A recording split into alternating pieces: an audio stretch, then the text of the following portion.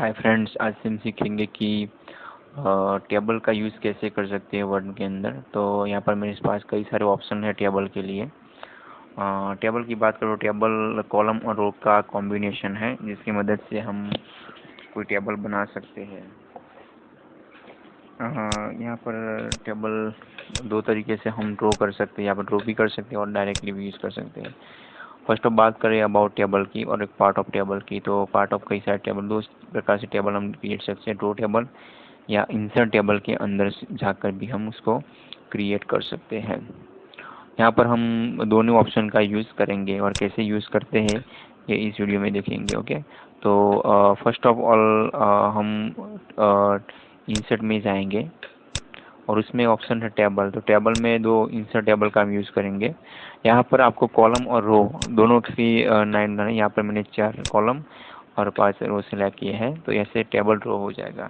दूसरा ऑप्शन ये की है कि आप उसको ड्रॉ भी कर सकते हैं, तो वो भी ऑप्शन हम देख लेंगे इसमें। तो इंसर्ट में जाइए, ड्रॉ टेबल, यहाँ से आप ड्रैग एंड ड्रॉप से कर सकते हैं। यहाँ पे मैंने स्क्वायर और राइट किया और पेंसिल की मदद से मैं उस पर लाइन ड्रॉ कर रहा हूँ। यहाँ पर मैंने रो ड्रॉ की है, देख सकते हैं। इजीली हम ड्रॉ भी कर सकते हैं उसको, और इसके बाद कॉलम ड्रॉ करेंगे 1 बाय 1।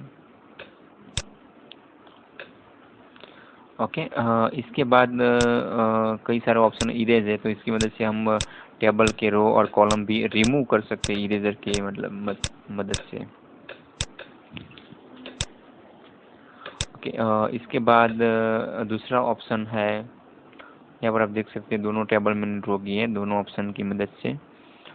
ओके, दूसरा मदद है टाइपिंग इन अ टेबल। तो टेबल में कैसे वर्ड टाइप करते हो, तो टेबल का जो सेल है उसको सिलेक्ट कीजिए और सेल में आप कीबोर्ड की मदद से टाइप कर सकते हैं। जो बॉक्स दिख रहा है आपको उसको हम सेल बोलते हैं।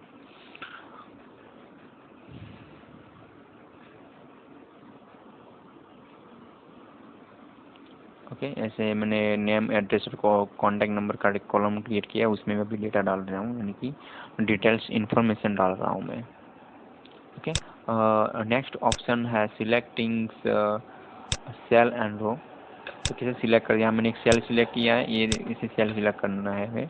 उसके बाद में रो से कॉलम कैसे सिलेक्ट कर सकते हैं, यानी कि पूरा टेबल, अभी टेबल को कैसे सिलेक्ट करता हूँ, टेबल सिलेक्ट किया, अब कॉलम सिलेक्ट करूँगा 1 बाय 1। देखिए ऐसे कर सकते हैं आप। और वॉल टेबल भी आप उसको रो कैसे सिलेक्ट करते हैं, टेबल भी कैसे सिलेक्ट कर सकते हैं। ओके, और शिफ्ट और कीबोर्ड का भी यूज़ कर सकते हैं आप, शिफ्ट और कीबोर्ड या रो का।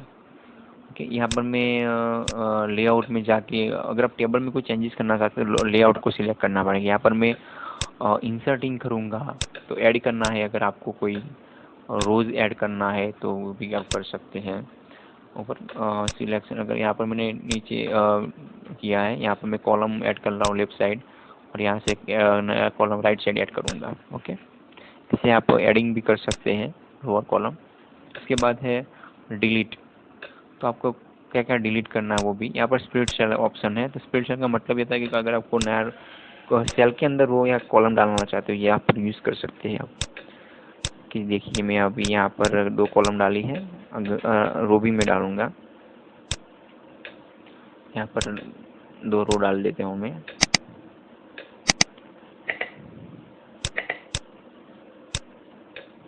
ओके, दो रो डाल दी मैंने। कई सारे ऑप्शन हैं टेबल मेनू में, लेआउट में। और यहाँ पर दूसरा में मर्ज कर दिया, यहाँ पर सेल को, कॉलम को मर्ज करना तो आप सिलेक्ट कीजिए, मर्ज पर क्लिक कर दीजिए। ओके, कई सारे ऑप्शन है यहाँ पर। अगर आपको आपके कंटेंट्स की जैसा फिटिंग करना है तो यहाँ पर auto with contents, auto with window और ऑटो विथ का सही कई सारे कंटेंट है, तो आप यहाँ पर ऐड कर सकते हो। ओके, मैंने यहाँ पर ऑटो विथ विंडो कर दिया है। दूसरा है डिलीटिंग रो, यानी कि रो को आपको डिलीट करना हो तो वहाँ पे भी ऑप्शन है लेआउट में जाके डिलीट, उसमें आप कॉलम डिलीट कर सकते हो, रो भी डिलीट कर सकते हो।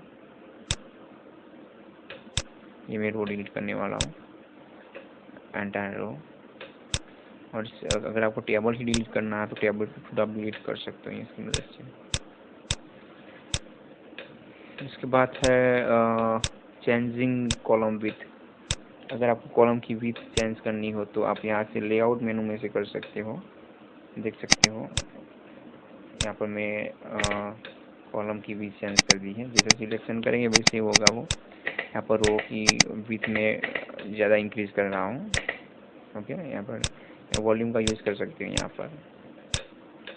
दूसरा ऑप्शन है inserting sorting using a table, यानी कि अगर आपको कोई डेटा सॉर्टिंग करना हो, असेंडिंग और डिसेंडिंग में उसको अरेंज करना हो तो इस कमांड की मदद से आप कर सकते हैं। मैंने यहाँ पर डेटा डाल दिया है, तो आप उस कॉलम को सिलेक्ट कीजिए 2007, 10 और 13 में थोड़ा चेंज हो गया ऑप्शन। इसमें देखिए आपको विंडो ओपन होगा, उसमें से आप चेंजेस कर सकते हो। यहाँ पर आपको सिलेक्ट करना पड़ेगा कौन से कॉलम, और फिर यहाँ पर नहीं हो रहा है तो इसके लिए क्या होना है कि पर्टिकुलर कॉलम हमें सिलेक्ट करना है। यहाँ पर 4वां नंबर में कॉलम है तो हमको कॉलम सिलेक्ट करना पड़ेगा। देखिए हाँ ऊपर है कॉलम 4, ओके, और असेंडिंग ऑर्डर, ओके, यहाँ पर होगा चेंजेस, सभी चेंज हो गए, देख के आया हूँ। दूसरा है हम इसको डिसेंडिंग ऑर्डर में डाल देंगे, तो यहाँ पर कॉन्टैक्ट नंबर वो उसका कॉलम का नाम हो गया है, तो हाँ तो कॉन्टैक्ट नंबर सिलेक्ट करेंगे यहाँ पर हम, और फिर से उसको ओके कर देंगे तो डिसेंडिंग ऑर्डर में डेटा हो जाएगा। ओके, दूसरा है फॉर्मेटिंग का टेबल। आपको टेबल का कोई फॉर्मेटिंग करना हो तो आप भी कर सकते हो उसमें। उसके लिए टेबल प्रॉपर्टीज़ है, उसमें आप शेडिंग डाल सकते हैं, टेबल की बॉर्डर की, सेल की बॉर्डर, सभी कुछ यहाँ से आप मेंटेन कर सकते हो। ओके, तो यहाँ पर आपको कई सारे ऑप्शन है, आपको ज़रूरत पर आप उसको यूज़ कर सकते हैं। ओके, यहाँ पर मैंने उसका बॉर्डर बना दिया है, आप उसका अलाइनमेंट भी सेट कर सकते हो। ओके, सेंटर में सेट कर देता हूँ यहाँ पर। मैं यहाँ से मैं भी डायरेक्टली उस टेबल को सेंटर कर सकता हूँ। दूसरा एक ऑप्शन है कि आपको टेक्स्ट में कन्वर्ट करना हो टेबल को तो आप भी कर सकते हो। ओके, तो टेबल में कर दिया है। Thank you watching for this video, please share and subscribe.